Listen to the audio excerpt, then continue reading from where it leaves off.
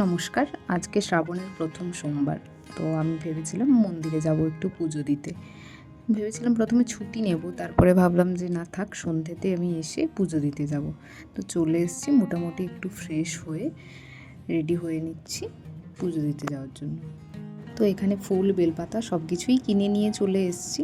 আর আমার কাছে একটা তুলসী গাছ ছিল ছাদের ওপরে, তো ওটা থেকে কিছু তুলসী পাতাও তুলে নিয়েছি। থালাটা সাজিয়ে নেওয়া যাক।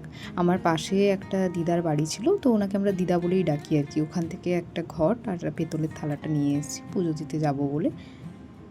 থালা সাজানো হয়ে গেছে, এবারে চলো আমি একটু নিজে রেডি হয়ে নিই। সেরকম কিছুই না, হালকা একটু জুয়েলারি পরলাম আর একটু লিপ বাম লাগিয়ে নিয়েছি, আমিও রেডি। তো চলো এবার মন্দিরে যাওয়া যাক। আমাদের এখানে একটা সাউথ ইন্ডিয়ান মন্দির রয়েছে, শিব মন্দির। তো প্রথমে ভেবেছি ওখানেই যাব, তারপর স্টেশনের কাছে যে মন্দিরটা রয়েছে ওখানেও যাব। মন্দিরটা কি অপূর্ব সুন্দর করে সাজিয়েছে, পুরোটাই কাঁচা ফুল দিয়ে সাজানো হয়েছে।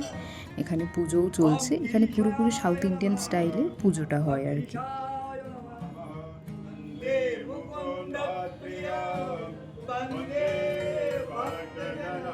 ঠাকুরমশাই বললেন যে আগে আরতিটা হবে, যেহেতু আরতির সময় হয়ে গেছে, তারপরে সবার থেকে পুজোটা নেওয়া হবে।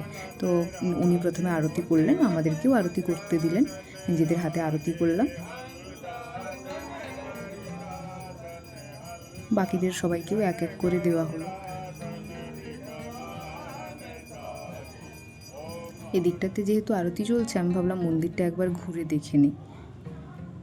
কি অপূর্ব সুন্দর মন্দিরটা, কখনো দিনের বেলায় একবার আসবো, আপনাদেরকেও নিয়ে আসবো।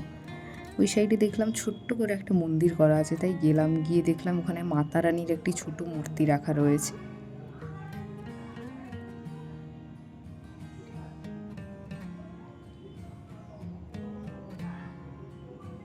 আমাদেরও পুজো নিয়ে নিয়েছে, প্রায় হয়েই এলো।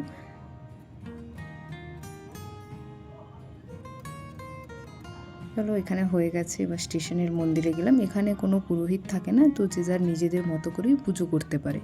তো তার জন্যই এখানে এসেছিলাম, যাতে নিজের হাতে পুজো করতে পারি, নিজের মনের মতো করে আর কি।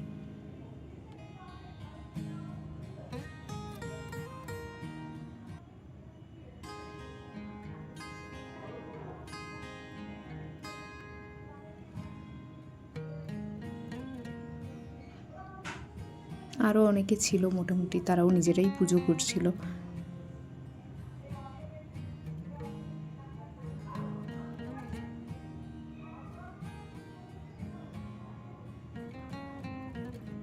আমি প্রথমে ভেবেছিলাম যে সবার মতো গ্রিন শাড়ি পরবো, কিন্তু ডিউটি থেকে আসার পর সেটা আর সম্ভব হলো না।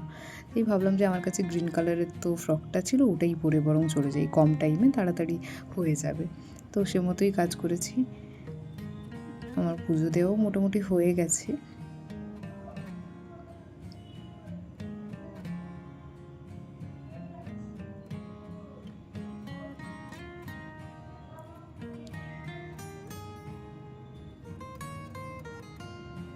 চলো এবার পঞ্চামৃতটা খেয়ে পুরো দিনের বারটা ভাঙলাম।